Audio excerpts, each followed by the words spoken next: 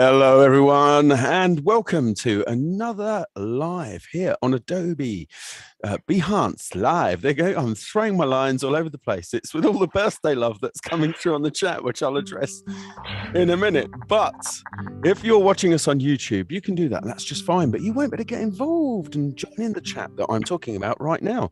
So come along to behance.net/Adobe Live, where you can ask questions of me, Tony Harmer, and my fab guest who returns today. It's the amazing Charles Potter. How are you doing, Charles? I'm very good, thank you. Happy birthday, which I learned much. Today was your birthday, so yeah, congrats. Yeah, I did. Very happy to when I be woke up, I was like, oh. Check the calendar. Oh, not again. Yeah, I've been here before. Well, let's have a look at, just before we go into what you're doing today, Charles, let's go and have a quick look at who we've got in the chat, because as you know, because you've been here before, as they say in the States, not your first rodeo. Okay. We've not that the US streams had any effect on me at all last week. What is up? But we've got some great people here who are with us all the time, and it looks like pretty much all of them are present. I can see some guy called Tim always hanging around in the background just there. We've got Andreas, guten Tag. We've got Sandrine. We've got Dio. We've got Stuart. We've got Umacorn. We've got Oliver. We've got Sean. We've got lovely, lovely Emma. The boss is in the house, so let's try and keep it real. In here, we've got Z. We've got all sorts of folks joining us today. And if I haven't mentioned your name, then, still love you and all of that stuff. And thank you again for the birthday wishes. That's lovely. You'll also notice that I'm still sporting this fabulous cold that's come and gone over the last 6 weeks. So, Charles, stay indoors, man. Honestly, it's just crazy out there. You don't have to tell me twice. Spend most of my time editing anyway, so most of my time is indoors. It's quite safe.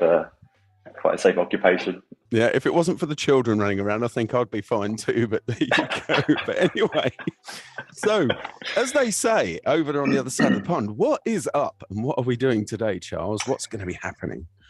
Very good question. So today, I decided that I would share with you all, very busy chat today, some of my favorite effects and functions, like basically super simple things you can do in After Effects to kind of spice up any project. It's literally, I think there's like 3 or 4 effects and functions, and I use them in nearly all of my projects. And when I learn them, I've only been using After Effects for about a year and a half now, full time. Yeah. So I'm still very much a learner. But I remember very early on in my career, I was lucky enough to work on quite a large project with a very talented animator. And he taught me some of these really basic tools, and I've been using them ever since. And I was really grateful for it. So I thought, why not pass the knowledge on? Absolutely. So we're going to be using some effects like tritone, turbulent displace, really fun one. Maybe a bit of hue and saturation, and maybe do some mattes and use some set mattes as well.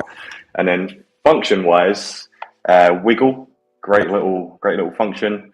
Loop out, and then time. Again, really, really useful tools. So absolutely. I think you can see my screen right now. We've got your screen up now. Yeah, absolutely. I'll give you a couple of just quick examples of little scenes I've made in the past that kind of look complicated, but really are simple, and just run off of those few little effects and functions. So we've got like this falling product scene here.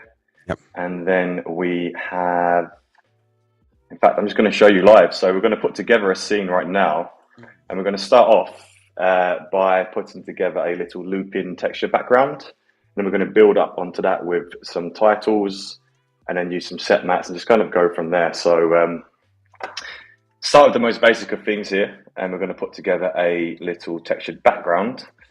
So I've just got here an image of some marble, very high res image of some textured speckle marble. Yeah. And all I'm going to do is I'm going to change the blending mode on that. But actually, first, I'm going to create a solid. Nice, that looks like my solid kitchen worktop, Charles. Have you been around my house? No comment.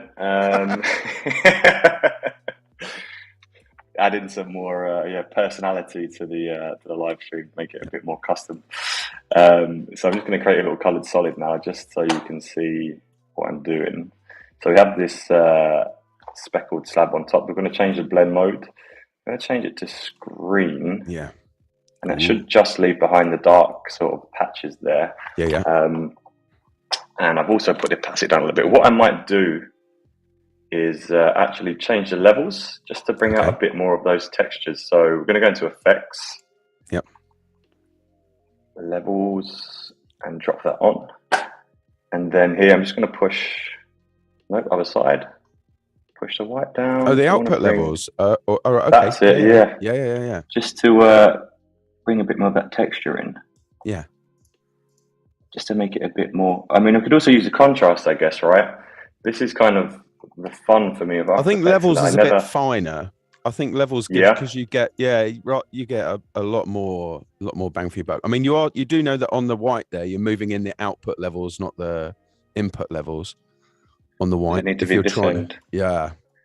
So this is why I love After Effects, because half the time I don't know what I'm actually doing with it. I'm just pushing all the buttons and seeing what happens. There's a lot to be said for play, Charles. There's a lot to be said for it. You know, it's But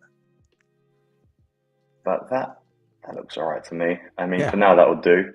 So I just wanted to get more sort of black here, a bit more contrast in it. And now we've got this.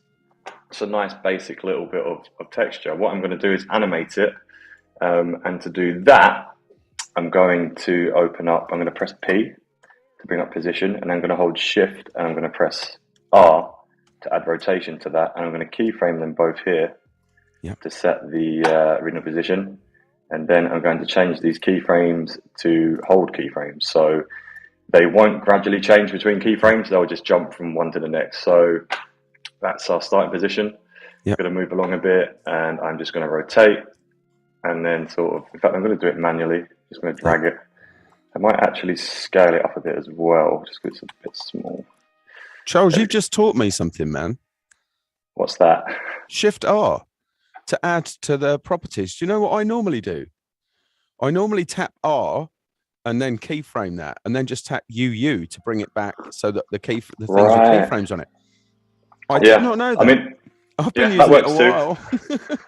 I think you can stack a few different properties as well if you just hold Shift. I mean, I've not tried it with any others, but yes, it was quite a useful little tool for me. I feel like quite the dummy now, I've got to be honest. Don't worry, I'm sure I'll make myself look like a dummy very shortly when I try and play around with these. I'm open to it, mate. Honestly, I love it when I think, oh man, why didn't I know that? And I love it. So thank you very much. Yeah. No worries. Happy birthday. That could be a present. Thank you. It's a great gift. Fabulous gift. That's one I'll keep on using for like ages. I'm going to scale up a little bit more, I think. So yeah, I'm just going to create a few keyframes for this. Just a few different positions, a few different rotations, just to get a few different sort of textures off of it. 1, 2, 3, 4. Maybe let's do 2 more. Let's move that to here. Drag that like that. Put it there, and then 1 more. Drag that up there, and give it a little twist. There we go. So if we just play that through real quick, we should have. There we go. Nice little textured loop. Texture, yeah. Yeah, beautiful. And I'm also going to space these out a bit more equally. Go to J, zoom in a bit, just drag that there. I feel like there is a function to space the keyframes equally, but I don't remember it off the top of my head. I think there's a right-click option. I can't remember for that one. Force time. Yes. Rove across time. Ah, okay. Rove across time. Yeah. So Well, something else, hang on, that I try sometimes is, I think, no, is it command? No, is it option? You can There we go, option will allow option. you to spread them out. So option will change the Yeah, time. But no, Tim just reminded my in my ear roll, rove across time. Yeah, is yeah. the option that you're after in the keyframes. How do we find that? So if you go back to the context menu just there, okay, So right right click click. now at that point, I think. Yeah. Oh, it doesn't They're want to hold hold keyframes. keyframes. Yeah. Ah, okay. So in Do that you know case, you'll Tim did an just excellent thing all about keyframes just a couple of weeks ago. Yeah, which was very good. Yeah. I might have to watch that back, I think. Yeah. I But mean, man, there's the always common something thing, to learn, right? Always. yeah, Yeah. 100%. I Yeah. agree. Um, so I think, yeah, we'll be happy with that little sort of texture moving around there. But what we're actually going to do is use the loop out function on the position and rotation, just so that we don't have to copy and, I mean, we could always just copy and paste and keep that going, but it's far more efficient to hold option. Yep. And then click on the stopwatch, and it opens up the functions panel or the expressions. And we're just going to type loop out. And all this does is it gets to the last keyframe, and then it will repeat until the end of time, forever and ever and ever and ever. And you have a few different options with this. If you don't put anything in, so you see we have these brackets here, I think it automatically selects cycle, which just goes straight back to the first keyframe and plays through again. Okay. We do have ping pong option, so it will go to the end Backwards here and forwards. Yeah. and then bounce back. And then I think there's offset, which you can set sort of the number of frames which it will start from. So you can say offset and then have it start from this keyframe here, Yeah. and then just keep looping through like that, etc., etc. Then the last one is, let's see, I think if Cycle. so yeah, cycle is what it usually would give you if you don't put anything in, all right? So, nope, it's not giving me any options here. Can't spell continue. Yes. Yeah. And that one, how does that one work? See, I don't really use continue very often. So this is again where my knowledge is very limited to the things I actually use very often. But loop out itself is a super, super useful function. And so if I press play now, you'll see where the keyframes end. It then jumps back to the start and just keeps playing through. And I've also seen we have a little bit. I tend to pre-compose before I do that. I don't know why. I just then time remap. So depending, some of the things I do change in duration along the timeline.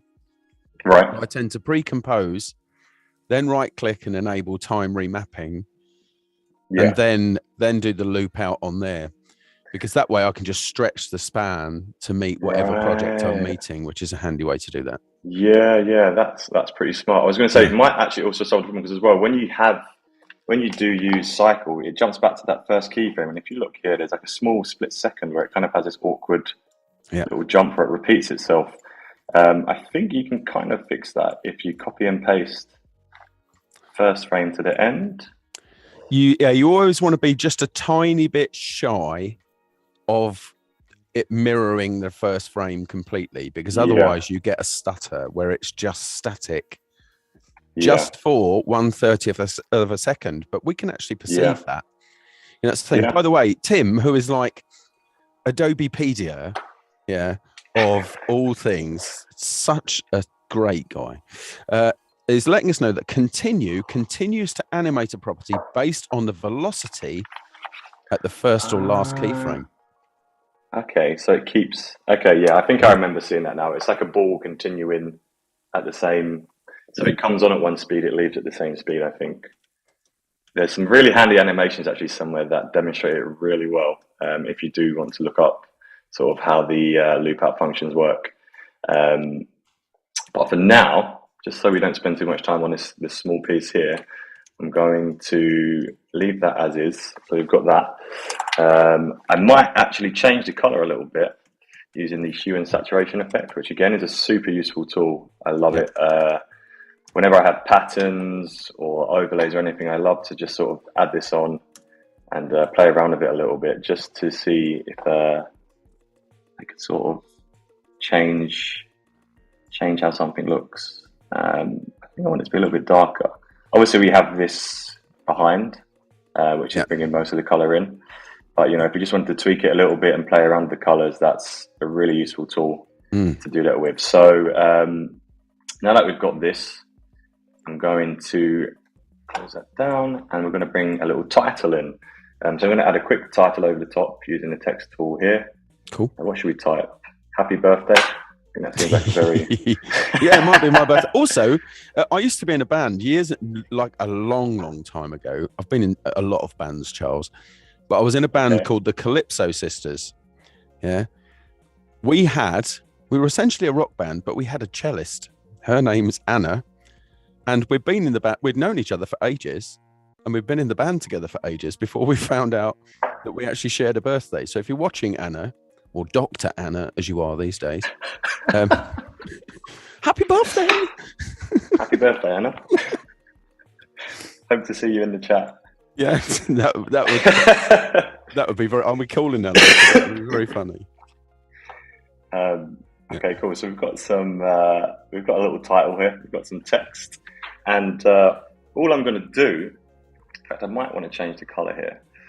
I think it's Command Shift Y brings up the for a solid. It does. Solid so settings. Yeah. Before I do that, I'm going to close the libraries window. Give me one moment. Let's get the libraries up. I do love libraries. There should be some nice colors in there. Yes. If I'm logged into the right account, please. There we go. Yeah. I guess we'll use this palette because it's there. Command Shift Y, and we'll just change the background to. Let's go with that pink, I guess. Why not? Press OK, and then we're going to change the text color to. Let's go with. I mean, we throw very similar colors, but it's just a nicer kind of a palette that works together. More harmonious. Yeah, that's the word. There we go. Perfect.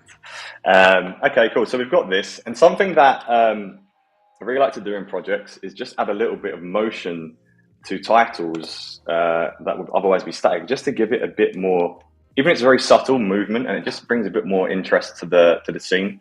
And a way that I like to do that is there's two different things you can do. You can add some turbulent displace, which is a distortion effect. Yes. I just drag and drop it on, and you can be very, very over the top with it. It can really mess something up. It's a super useful effect, but also it can be very subtle. So all I'm going to do here is put a very subtle turbulent displace on there. So let's bring the size down for a start, and also bring the amount down to, let's try 5. It's going to be so minute you might not even notice it, but bring the size down. I love turbulent displaces. Use it so many times.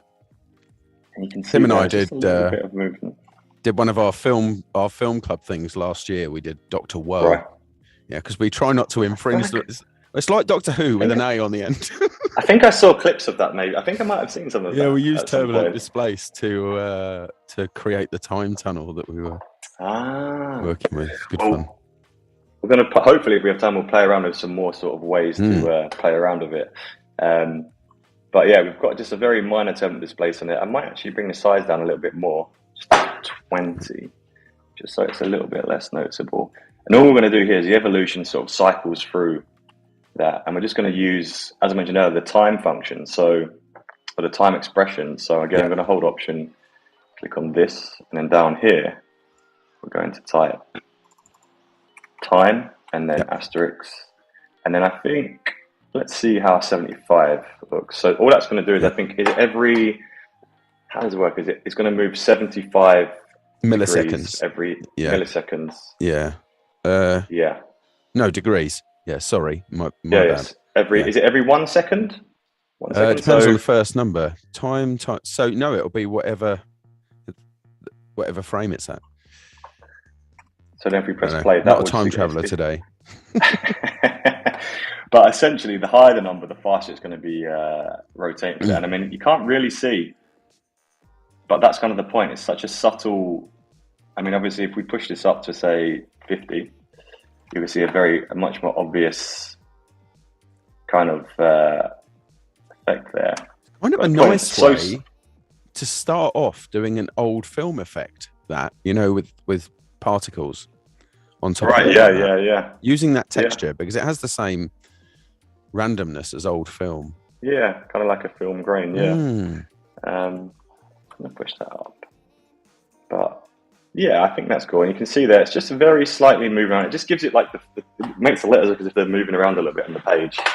And then to add to that, we're gonna add a little bit more movement. Yep. We're gonna bring it back up. Tim says that time does indeed send back seconds with decimals. Right. I thought it did. I thought it sent. Yeah. Oh, well, I said milliseconds, but he said seconds. So does that mean that it rotates every 0.75? 75 would be 75 milliseconds. So I think something in that ballpark. Science. Yeah. So I brought up the position and rotation here, and I'm just going to add a wiggle effect.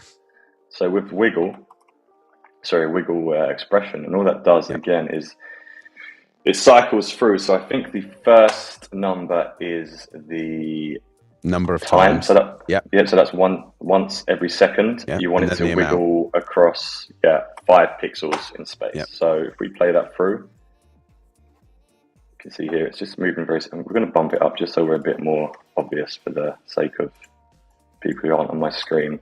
So you can see there it's going across 50 pixels randomly every 1 second, or once every second. Sorry. So again, you just put that on very subtly. Like a lot of the time, I'll just have like a 2 and a 3 or a 4 or something like that. And again, it just keeps it. This works particularly well in sort of like collage style animations. Yeah. You have like collagey effects, and you want things to sort of look like they're moving a little bit. It's really good for that. Then we do the same thing to the rotation. So we're going to type wiggle, and then I think twice every second it's going to wiggle by 3. Is it 3 degrees? Yeah, it would be by degrees for the wiggle effect. So so we've got that. Yep. We've got the turbulent displace on it. Let's actually maximize that. So it's like how often by how much. That's the thing. And I mean, I use this for images, titles, backgrounds, like numerous things, and it just gives like a little bit of movement. Like if you have really static scenes, it just brings a little bit of life into them, and it's great. So I think one thing that's kind of sticking out here now, though, is the title doesn't really. I think it could be a bit more fun. So what I'm going to do is we're going to create a moving pattern using that same sort of turbulent displace, or maybe even wave warp. We'll see. So let's go back into the project, and we've got this texture here, this lovely, bright, very layering texture. Yep. You actually are around my house, aren't you? They're my curtains. Great inspiration. It's a very creative house. So I'm going to drag this texture into the composition. We're going to isolate it just so we can see that. We're going to scale it down, press S, so we can see the whole thing. Is it a portrait texture? No, it's a square. Okay, that's fine. It's very high res. Oh, we're having a bit of a mare here. Don't want to press that. Yes, there we go. Put that there. And then I'll show you using turbulent display. So already you can see it's starting to look a little bit more funky than it already was. So if we push that amount up a bit, and if I just show you a little evolution, you can see there, my processor is already having a nightmare. All hail the Hypnotoad. I'm going to scale it up a bit just to bring the size down. But I think that's cool. Let's. So again, we're going to put on a time expression on the evolution. So you can already see how useful just having that time expression itself can be.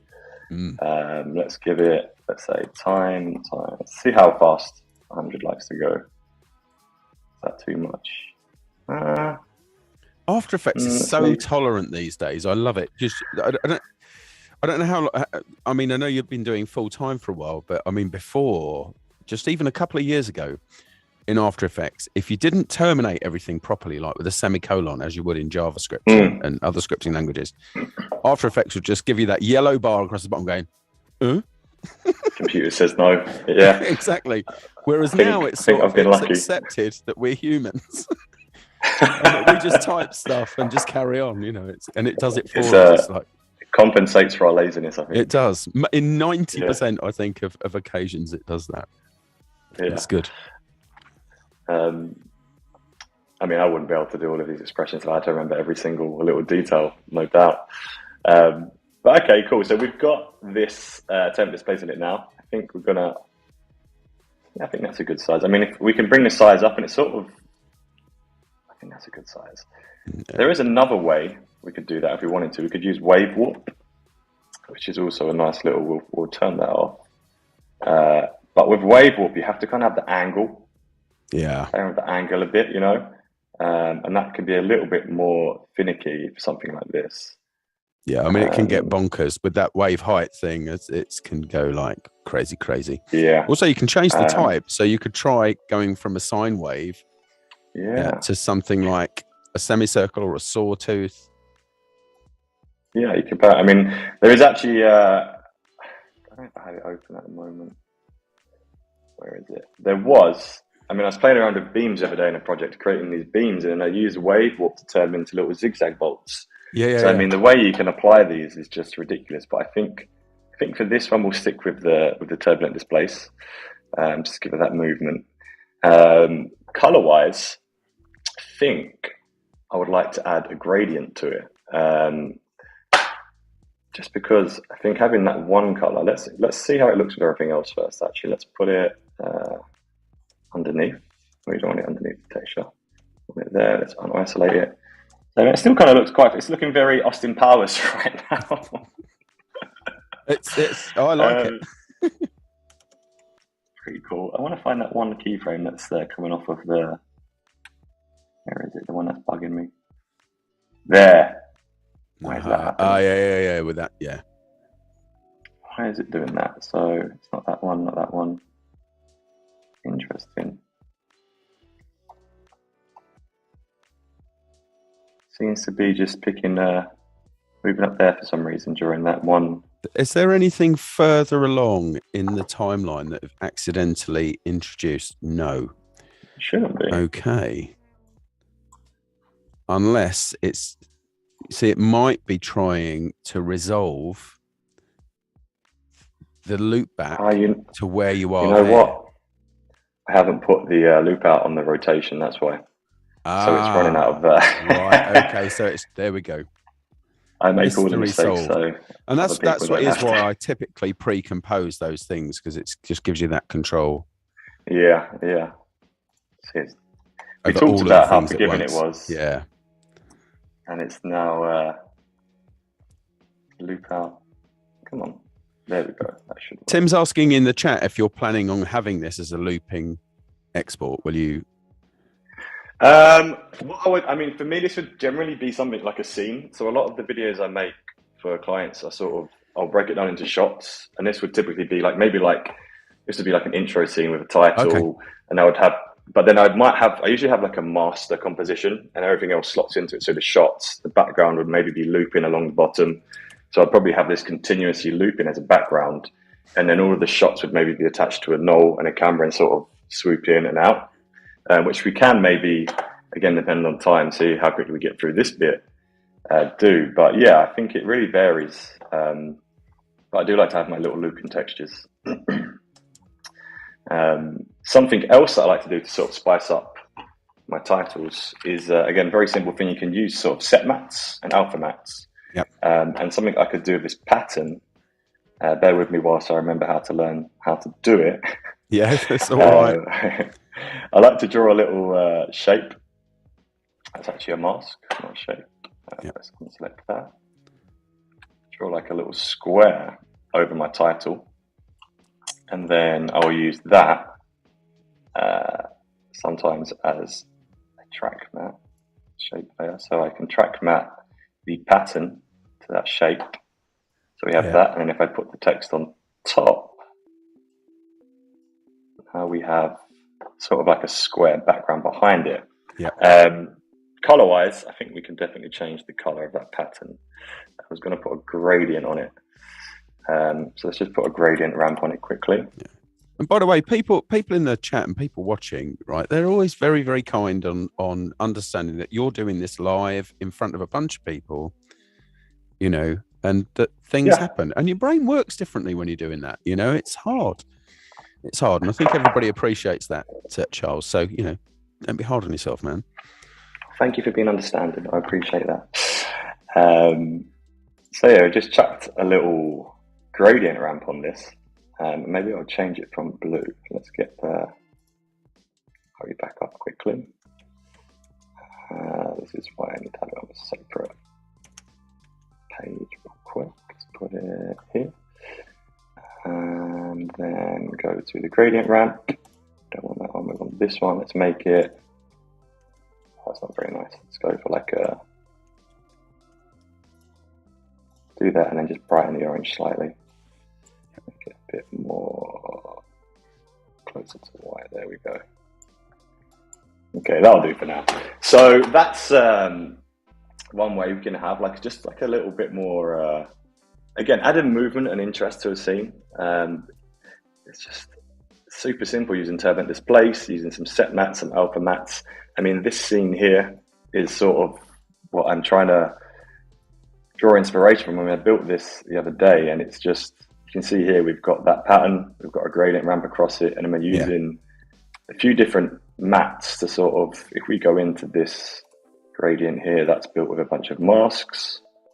We've got, if we look at the text itself, the intro text, that's what the text actually looks like. And I've used set mats, or alpha track mats, sorry, to give those titles the gradient. As so cool. Yeah, which I really like. And it's just like a moving color. It's sort of, so it's a very simplified. You had a solid there with the tritone on top of it. That I was just trying to, every time you flicked back to it. Ah, I do, yes. Where is that hidden? So underneath this, obviously you can see this pattern's just that with like I guess like an alpha. Is it an alpha layer? Would you call it that? Like the transparent sections? I'll take clipping or whatever, but I mean you could call it whatever. It's bearing alpha, so we can call it Jeff. Let's call it Jeff. That's Jeff. There we go. And then I just have a solid underneath. But I'll move on to some tritone actually shortly. So with this, we've got all of these sort of patterns, and not just you don't just have to use patterns. So in fact, I can show you how a good way to use a tritone here. So let's bring in, we have some video clips. Sometimes when I'm making titles, it's really fun just to use a video clip as sort of an alpha layer or a track mat over it. So let's bring this in. We've got, let's hide that, bring that back. Everything's disappeared. Do you want to clip the audio off of it as well? Mind you, I don't think we'll hear it, but you will. So yeah, it might not be the nicest audio. Yeah. Let's just bring this along a bit. So we've just got like a runway show here. Let's move it along a bit actually. If you double click on a video clip, you can select the in and out points, a bit like Premiere Pro. Yeah. So let's bring it to like 30 seconds and then set the out point here. So this is, I think, I don't remember which show it was. Deal, maybe. I'm not going to pretend like I remember. Anyway, we've got this clip. We have this clip here. I'm going to place it over the text, scale it up a bit, and then I'm going to use that shape layer as track mat there. So we have that, which looks okay, but it doesn't really fit in. So this is where tritone for me is so great. It just sort of lets you blend scenes together and get objects to kind of seamlessly fit. So we've got the tritone on it now, and all it does, it lets you set the color for the highlights, midtones, and shadows, and then you can choose how much you want to blend that in. So let's go again, let's bring this up, and let's go with, I guess, varying shades of, should we say orange? Let's just pick the orange. Yeah. Let's give that there, let's go that there, and let's bring that, that's very saturated, isn't it? Bring that down a little bit again. That's shadows, they need to be a bit, Oh, I guess it's mostly shadows, isn't it? So that's going to be the strongest sort of point. And then let's give a bit less. Like, oh no, put the saturation down on that, and then we can increase this one. So all I'm doing here is tweaking the midtones and the shadows, just to kind of give it a bit of contrast, but not too much. I think that'll do for now. Like you can see, if we made that background orange, it would blend in a bit more. But what we can also do is increase this setting here, and that just allows you to blend the tritone setting in with the original. And this has tons of uses as well. So if I play that through now, you've got that. You can also invert it, which sometimes looks kind of cool as well. Yeah. Just because you want it to look, I don't want it to look like you've just got a video playing behind it, which is why I'm putting all of these sort of effects over it. So if I drop and invert on it, and then mysterious texture. Doesn't quite look as cool as I thought it would, but I think you kind of get the idea of what we're trying to do here. You could always change the inputs on the tritone. So, this is true. You know, if you're, what colors do you think? Well, whatever colors you're after, just choose their opposite on the wheel. If you click on the actual target swatch itself. So if we go across from here, what's the opposite? So red here? is the green, and well, if in the digital wheel, cyan is the opposite of red, but in the artist wheel, green is so something yellowy greeny. That's the opposite of that. So that will yield red when it comes through, or once it's inverted. Yeah, I mean, we'll leave it for now. We'll leave it. I don't think we're going to get a perfect no. color palette. I mean, the main thing is that the shadows, because that's quite a dark clip. So at the moment, you've only changed the highlights and the midtones. So what color you're aiming for now? What do you want to mix into there now? Ooh, I think that looks. Yeah, the blues and the purples are kind of nice. I mean, it doesn't let you see this as well, but something else you can do actually is you can have that as an outline. So I think if we duplicate this, instead use that as the alpha map. No, that's not what I'm trying to do. How do we do this here?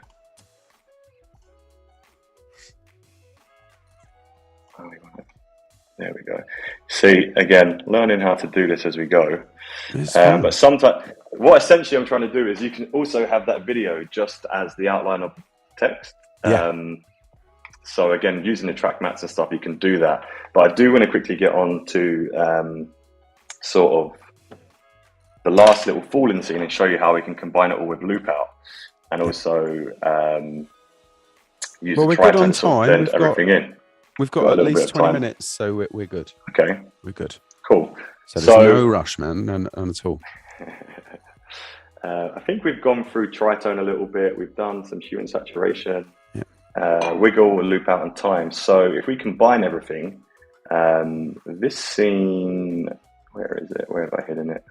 Don't need that. Here we go. This scene here is kind of a combination of all of those things. I love that sort of collage. It's so good. So we've got like the falling products, which are using loop out. Yeah. We've got wiggle, rotation on time on those falling products as well. You can see here the text is sort of in between the products. And then again, we've got just a little wiggle. If I maximize this, you can see a bit better. We've got a little wiggle of rotation on this sort of moon here. And then one final thing we've got going on is on the background, we have a camera. So these are all 3D shapes. So they're in 3D space. And we've got a camera set up. We did have some nulls attached to it because it was part of a larger scene. Yeah. But this background here is just, so this scene actually started here. So that's why I'm waiting for the things to fall in, then it would bring that scene in. We've got the position and the orientation and the rotation kind of just like bringing it in as if we're flying through space a little bit, which I kind of like. I like that effect. I think that's cool. So what we can do is we can quickly build up these fall-in products, which I think would be quite fun. So let's start a new composition. Let's put the libraries back up here. And we'll start a new comp. And we'll make it the same dimensions. So let's say falling scene master. I like to name my comps. Kind of the master is the one at the top, so I never forget which one sort of the original or the one that needs to be exported if I'm working on a project. 20 seconds is fine. And let's turn that around. So let's make it 1080 pixels wide and 1920 high. Yes. Cool. So now we've got this. First step is to bring products in. And with these products, a lot of the, I guess, projects I work on is kind of a collage-y style. Mm-hmm. And that's something that's really, really easy to sort of bring in. It's all you do is you use the lasso tool in Photoshop and you want to just cut it out as if you're using a pair of scissors. That's how I explain it to people. And I learned this from one of the animators I worked with, and it's just sort of stuck with me since. Oh, you don't use the object selection tool, no? No, so what you're going for here is sort of like the cutout effect. Yeah. So you're really imagining you've got a pair of scissors and you're sort of being a bit rough with it. Right, okay, to get it a bit edgy. Yeah. So you can see here, I'm not being like 100% accurate. I'm not really worrying too much if I lose a little bit. I think the main point is you get rid of the background. Yes. There's no like sort of white sat behind it. And then you just sort of, follow the edges. Just be nice and quick with it. And we can touch it up because that bit there is missing, shouldn't be in. So we're going to use the remove lasso, bring that out. And then for some reason, I was told, I don't know if you're the same when you work in After Effects, that using destructive layers, or you don't use masks. I don't know if it's like an old thing that's been passed down, but using masks is a big no-no. So I'll always just create a new layer. Isolated objects, yeah. Yeah. And I don't know what the reasoning behind that is, but it's something that I was told to do. So I do it. And then all I would do from here is I'd save that. And again, work in Photoshop and then import in those Photoshop layers, which you can see I've got them already all here. So we have all of the products cut out here. There's 5 bottles. And you can see they're all Photoshop items. So that means if I want to change those images, all I have to do is go back into Photoshop, and any updates I make within this project file will then update automatically into After Effects. Yeah. So instead of having to make a new layer and then replacing it throughout the whole project, that one layer just stays there and it can be updated and changed as I need to. Sometimes I'll go back into a Photoshop file and maybe change the colors or do a bit more like editing on it, and it just saves so much time. And you would just import that through File, Import, and then bring in Photoshop. I just double click inside the project panel because that launches that. There. By the way, Tim is saying that the thing with masks can make the transition to AE slightly easier, but really masks are fine.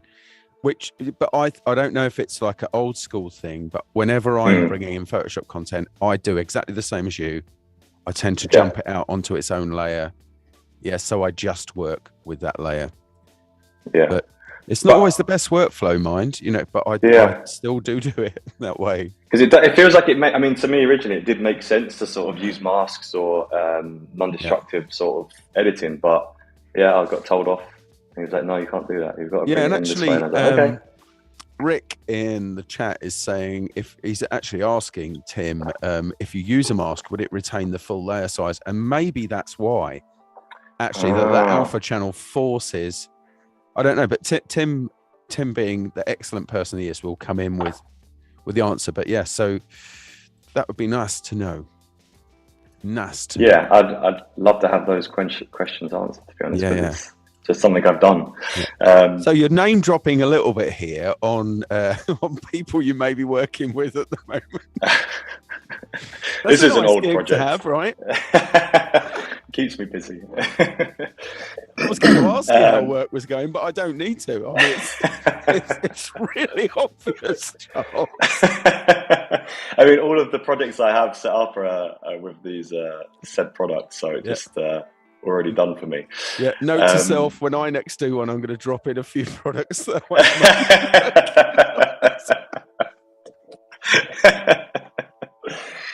marketing tips from Charles Carter. There we go. I hope they're dropping you. Anyway, right, carry on. No. Thank you very much. Yes. Anyway, moving on. Yeah. So all I'm going to do is I'm going to animate the position of these products one by one. So we've got this here. I'm going to bring up the position of it, and I'm going to keyframe it just off frame. So we want them to fall into frame and then off a frame. So if I bring it here, click position keyframe, then what I'm going to do is, no, I'm not going to do that. I'm going to give it some time first. I'm going to drag it down here, and that's where I want it to end. Oh, give this a brief moment to auto save. Okay. 3 seconds remaining. Please bear with me. No, that's all good. And then I don't really want it to fall directly down in a straight line, so you can always, tweak it a bit like this. If you want to, tweak the path somewhat, which can be fun. If we play that through, got that. And then also, we want to change the speed, so we can go to the graph editor, which I love. Yeah. Check if it's on the speed graph, and we can just sort of put a little bit of a what would we call this? Yeah. So we kind of want it to fall in and then speed up as it goes further along. So it's increasing the speed, and then you can play that in any manner of ways. It doesn't necessarily need to be that extreme, but we'll leave that like that for now. And then so we've got that. Another way we could actually do this, I was thinking, is I know I didn't do this in the original, is have a null fall and have all of the images attached to a null, and then parent them to that. Yeah, which could work. Vary that. Yeah. So in fact, that's how you would do it for one. But because we have 5, maybe we will actually. Let's see if this works. Yeah. You can right click in the composition, new null object, have that at the top. And just while you're setting that up, by the way, Tim has come back to us with an answer for the layer size thing. He's saying it depends on how you import the document. If you import it as a composition, yes, you'll see the extra space around the object. But if you import it as a composition and select retain layer sizes, it will clip away the unwanted space. So you could go ahead and use your mad skills now, and the people have been saying, no, don't do that. You go, but why not? This is it. We're going to do that. I'm going to tell them. Yeah. So all I've done here is I've put a null object in, I've keyframed it, I'm going to parent everything to that null. So now any position changes I make to that are going to be dragging everything else along. In fact, I don't know why I didn't put it in the middle of them, but it's too late now. I think actually I'm remembering now, the reason that I didn't use a null is because I wanted them to move at slightly different speeds as they were falling, instead of just being moving as a single unit. And I don't know if there's a way to do that whilst it's attached to a null. I don't think there's a way to give them varying speeds, is there? There almost certainly will be. Sorry, I was momentarily distracted there by a funny that Sandrine put in the chat, saying there's actually more to it when a bottle of number 5 falls on the ground. The sound of shattered glass, the scream at 250 pounds wasted, and a musky smell. That lasts for years. Yeah, I can see, Sandrine, why you're not doing their marketing. You should say a fabulous smell around the house for a while. Hopefully no one from Chanel is watching but to vary, I mean, there will be, you could put an expression on to change the time right for the individual objects. You could subtract something from the time, but I think we're kind of not in the territory for that at the moment. No, so let's go back to pre-null times. Yeah. We had a simple just keyframes on that first layer. But I mean, I guess we can always copy and paste the position keyframes onto the others and then tweak them. So if we just do that, give them all a little bit of that, it should all have, oh no, I've just copied and pasted it onto one several times. That works too. It might be a bit erratic, but interesting. it does the job. Let's open that up. So we've got all these keyframes, and you can see they're all falling in the same place. So let's drag them over a bit. If you press K and J, it jumps forward and backwards in the timeline between keyframes. See, now that Sandrine's mentioned that, the fall of things, actually that raises a really good point there. From an aesthetic, maybe they should be rising towards the moon, or are they falling like gifts? I don't know what the brief is on it, but it's interesting. Yeah, that's another way to do it. Yeah, lengthen out the path. The time over distance equals speed, so that would work as well. So if you change the path, or that will change the velocity. Yeah, the further you make it over that span of time, the faster it will go. Yeah. And I mean, I'm not gonna sit here and perfect it, because Tim's saying, welcome to linear algebra with Tony. So what was that again? Space over time equals speed. No, just time, distance, speed. So they're the three variables you've got to play with. Okay. So the longer the distance over the same span of time, then the faster an object will have to move to achieve those two things. Okay, so let's drag all of these a bit closer together. But you're seeing here how it's sort of coming together again, very rough in the moment composition, but the idea is there, and that's the important thing. So obviously that's kind of boring, and it looks kind of weird having them fall like that. So what we can do is we can open up again the rotation, and we can add time to that. So as it's falling, it rotates. So let's say time times 100, or by 100. Let's just see how that looks. So that's a bit hectic, but it adds a bit more motion to it, a bit more interest. I kind of like it. Yeah. There we go. Let's play that through. And then what we can do is we can take, I think you can right click, can't you? And then copy only expressions. So if I go to edit. Yeah, you'll see it in the copy expression only. Okay. If you've got, That's right. There we go. Edit, copy expression only. And then if I paste that onto all of these, now they should all be rotating. Yeah. But we do kind of want them to rotate at different speeds, I think. So if I go back in to maybe tweak the number a bit. So I could go, we make that 175. I mean, a longer form way of doing this, which, like I said, we haven't, would be to do like a for each expression. So you could have that at the root, and then say for each child object, change it by this value. So you could use a math calculation inside of there that says, this input value, and then it would vary all those things. But that's more than we need to do at the moment. Then that would probably be a way better way to do it. Say I had hundreds of these, that would be how you want to do it. It's fine, provided if you know the expression, or you're kind of set up like that, then it's fine. But not all of us do. I've got to be honest. I don't, Charles. I have a book. In fact, it's right behind me, underneath another book. Oh, and it actually is underneath another book. This one, right? This After Effects expressions. That as soon as I get lost. Yeah, or if something's not working out, I'm straight into this bad boy. Can you send me a copy of that? Is that all right? Send you a copy of it. Oh, of course, yes. Next time I'm over taking pictures of your curtains.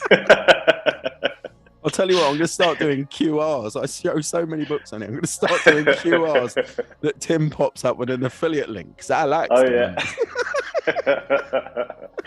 That's it. We've all got to get our brand sponsors in there somehow. See, I've made one sale already. Stuart's ordering that. Oh man, I'd be like 5.5p better off right now.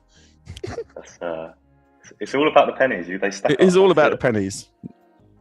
But yeah, that would work. That would treat that expression. If you were to write such an expression, that would treat all of the child objects that way. But you would need, it take a little bit of figuring out. I think, it'd take a bit longer to set up, but I think in the long run, it's probably a way better way to do it. And once you've got it, copy it, Yeah. keep it in a plain text document, and just index it properly, or I don't know if you saw the overlay there of the algebraic symbols, but it did give me a little chuckle. Just there you go. Brilliant.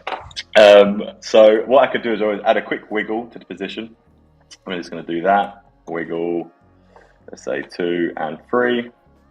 Copy and paste that across all of them. So that will just, again, give them a little bit more movement as they're falling, a bit more natural. And then one other thing we could do, because I'm aware we've only got a few minutes left now. What I did want to do before we finish was show you just how the tritone. So if we wanted to turn it into some sort of, what would we call it? Maybe like a duotone or an actual tritone. It would be a tritone. A tritone is 3 colours. So you turn it into a tritone. The clue's in the name, Charles. So if I find this, where's the composition? Is it if I wanted to add tritone to all of this actual scene, I think it's in a larger master composition. Okay. So what I could do is an adjustment layer, perhaps. That would work. An adjustment layer would work. Yeah. So let's go to the fallen scene. Let's put an adjustment layer over the top. Did want to drag in actually this background. Yeah. Or you could always pre-comp. If you pre-comp, then you could do it that way as well with an effect. Let's work within this one. Tritone comp. Oh, that's not how you spell it. Always name your compositions, because otherwise you get lost very quickly. So say we were using some sort of palette across this entire project. Again, this is where tritone would really come in handy. You can see there it's already just set. It kind of blends everything in. But obviously, let's make it a bit more exciting. Let's give like a nice warm orange. And then let's give a little bit darker in the shadows, maybe like a teal. And then we can blend that in a little bit, just with that. So that's one way to do it to the composition, or again, individually, you could maybe just put like tritone effects on each of these little things individually, and sort of have just maybe like a few different colors across them, and blend them into varying degrees. But it kind of works already, because I guess these are all similar colors, and it kind of fits in. But when you've got something that really doesn't fit in and it sticks out like a sore thumb, especially in these more sort of collagey style animations, which happens a lot, tritone is like my instant go-to. I'll whack a tritone on it, blend it in, even if it's just like a very small percentage of tritone. It just lets the eye sort of match everything up in a scene, and it just makes it a lot more visually appealing. And if that fails, you can also just whack on a hue and saturation effect, and again just tweak it that tiny little bit more, and it just lets you sort of again blend everything in and make it a little bit more visually appealing. But yeah, hopefully that was kind of helpful. These are all my little tricks that I use in very handy, very handy. Tim, by the way, has chipped in, and do you know what? Sometimes you think, oh yeah, do a 4 each loop and whatever else. Tim did just say that adding a plus wiggle and then the X and Y would to each one of the automatically generated expression would work. So you add on to that expression, that should work. There you go, Tim. So if we go to the position, you say a plus wiggle. So how do you? Yeah, so you just literally type in plus. I think you add it just onto the parent. Okay. So if we put a null in there, there's already wiggle and all these, so it might be a bit awkward, but we might add that to the kind null. of run out of time a little bit though, Charles. That's my only worry. But on the parent, yeah. So you'd add the wiggle expression to this, and then parent them to it, and it would. Yes. Okay. Cool. That's good to know. That's always more efficient ways to do things. Yeah. In fact, Tim's confirming that in the chat. Yeah, you'd parent it to a null and add the wiggle to the children. So there you go. That's how we would make that stuff happen. Oh man, it's been great spending this hour with you. Thanks ever so much for coming along and doing this stuff, showing us what you're working on. It's always fun. The small businesses that you're working with at the moment. No, that's good. More power to you. I hope long may it continue, mate. Long may it continue. Yeah, thank you. Yeah, it's always really fun jumping in and spending some time with the gang. So yeah, thank you for having me. Yeah, no, it's been really good. And thank you for making my birthday extra special with all the good stuff. Really enjoyed that. Thank you. And to everybody in the chat, of course. But for now, it's time for us to kind of wrap up. So Don't forget, we've got our own Discord. You can come along and join us in Discord. Tim's just going to drop that in the chat. Poof, now, there you go. Okay, and you can come along and join us there. Tomorrow, unfortunately, I'll be back again. It'll be me and Gavin. Lovely Gavin Campbell. We'll be drawing together tomorrow. But for now, that's kind of it. Thanks ever so much again, Charles. And everybody, we'll see you tomorrow. Take care now. Bye. Ciao.